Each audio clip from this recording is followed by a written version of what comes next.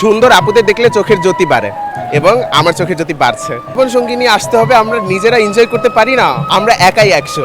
বললাম না, মঙ্গল শোভাযাত্রা বাঙালির ক্যাটওয়াক, প্রত্যেক বাঙালি ক্যাটওয়াকের মতো শোভাযাত্রায় হেঁটে যাবে। জীবন সঙ্গী কেন লাগবে? আমরা নিজেরাই হেঁটে যাব, নিজেরাই আনন্দ করব, এটাই সব। জীবন সঙ্গী থাকলে পাশে পাশে হাঁটবে। আমি তো আমার আনন্দ নিজেই করব ভাই, পান্তা ইলিশে একাই খাবো, এর বেশি আর কিছু চাচ্ছি না। সুন্দর সুন্দর আপুদের দেখতে কার না ভালো লাগে? এত সুন্দর করে সেজে এসেছে এবং আমাদের আপু এত সুন্দর করে সেজে এসেছে, কি আর বলবো। তো সুন্দর আপুদের দেখলে চোখের জ্যোতি বাড়ে এবং আমার চোখের জ্যোতি বাড়ছে। সো আমি মনে হয় আজকে থেকে একটু বেশি দেখবো চোখে। শুভ নববর্ষ।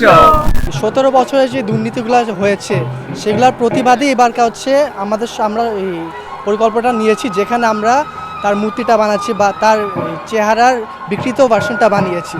তিনি কোনো খারাপ কাজ করেছেন জন্যই সেটা হচ্ছে আমরা সেই মূর্তিটা বা স্ট্যাচুটার মাধ্যমে প্রতিফলিত করার চেষ্টা করেছি। আগেরবার নববর্ষ আমরা আনন্দ করেছি, কিন্তু এবারকার নববর্ষটা মনে হচ্ছে যে আমরা মানে অনেক নতুনত্ব দেখছি। বাংলাদেশকে পুরো নতুনভাবে আমরা এখন ফিল করতে পারছি। দেশটা যাতে এভাবেই থাকে, আমার দিক থেকে মেসেজ এটা থাকবে যে স্টুডেন্টদের যে রাজনীতিটা সেটাকে যাতে আমরা এখন ক্যারি করতে পারি আগে, মানে আমাদের ফিউচারের জন্য, তাহলে দেশটা ইনশাল্লাহ এমনই থাকবে, আমি আশা করি। মানে ফ্যাসিবাদের অবসান হিসেবে তারা যে নতুন জিনিসটা আয়োজন করছে এবং খুব সুন্দরভাবে বিভিন্ন জাতিগোষ্ঠীকে একত্রিত করেছে এই মঙ্গল শোভাযাত্রায়, এটা সব থেকে আকর্ষণীয়। পান্তা এখনো খাইনি, সুযোগ পাইনি এবং অবশ্যই খাবো আজকে পান্তা ছাড়া কিছুই হবে না। এবার আমরা মনে হয় 2 পিস করে ইলিশ পাবো, মোটা মোটা পিস। আমাদের মঙ্গল শোভাযাত্রা কিন্তু আসলে বিশ্ব সংস্কৃতির একটা অংশ এবং বিশ্ব ঐতিহ্যের একটা অংশ।